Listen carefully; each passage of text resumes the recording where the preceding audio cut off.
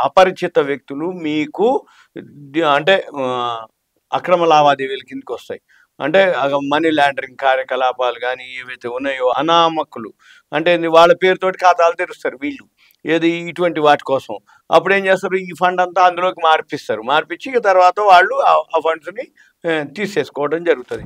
ఇక మనమేం జేయాలిగ? ఈ ఏవైతే జాగ్రత్తలు ఉన్నాయో ఆ జాగ్రత్తలంటే ఏంది? వాళ్ళు మనుషులు మాట్లాడతారు. వాళ్ళ పేరుందా? ఊరుందా? వాళ్ళ పాన్ కార్డ్ గానీ, ఆధార్ గానీ, లేదు వాళ్ళ ఏ కంపెనీ ఉంది? ఇవన్నీ వెరిఫై జేయాలి. చేసినాకే చేయాలి. లేదు ఇయన్నీ ఎందుకు?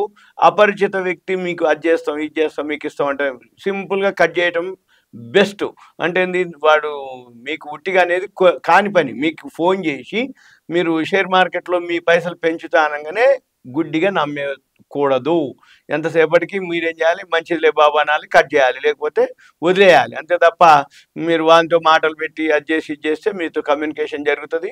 మిమ్మల్ని అది చెప్పి ఇది చెప్పి మాయ మాటలు అంటే చెప్పేసి మీ అకౌంట్‌లోంచి అన్నీ కూడా ముందు చిన్న అమౌంట్ తోటే స్టార్ట్ చేస్తారు. మీరు డ్రా చేసుకోవచ్చు అంటాడు. స్క్రీన్ షాట్లు పెడతారు. అవన్నీ మీరు నమ్ముతారు. జనరల్‌గా అసలు స్క్రీన్ షాట్లు ఉండవు.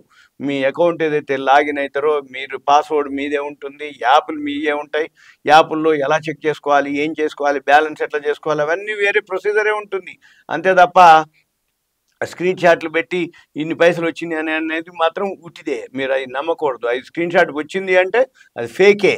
దాంట్లో ఆలోచించాల్సిన అవసరం కూడా లేదు. లేదు మీరు అటువంటి కాల్స్ వచ్చినప్పుడు మీ ఫ్రెండ్స్ గానీ, రిలేటివ్స్ గానీ ఎవరైతే షేర్ మార్కెట్‌లో ఉన్నారో వాళ్ళ అడ్వైస్ గానీ ఇలా జరిగింది మరి ఏం చేయాలనేది అప్పుడు వాళ్ళు ఎక్స్‌ప్లెయిన్ చేయడానికి వీలైద్ది. ఇదంతా మీకు అవేర్‌నెస్, ఎడ్యుకేషన్, ఇన్ఫర్మేషన్ మాత్రమే. ఇటువంటివి మీకు ఏదైనా ఫోన్‌లు వచ్చినా గానీ ఏదైనా ఉంటే మాకు చెప్పినా మేము మీకు అవి నిజమా? అబద్ధమా? అనేది కూడా చెప్పడం 99.99% అబద్ధాలే ఉంటాయి. ఫేకే ఉంటాయి. ఏవైతే రియల్‌గా ఉన్నాయో ఆ లింకులు వేరే ఉంటాయి. ఆ లింక్ ఓపెన్ చేసుకోవాలి. లేదు మీకు ఇంకా సింపుల్‌గా అంటే మీ ఫ్రెండ్ గానీ ఎవరన్నా లేదు ఆఫీస్‌కెళ్ళాలి. ఏదైతే మీరు చేయదలుచుకున్నారో ఆ ఆఫీస్ దగ్గరలో ఉన్నాయనుకోండి.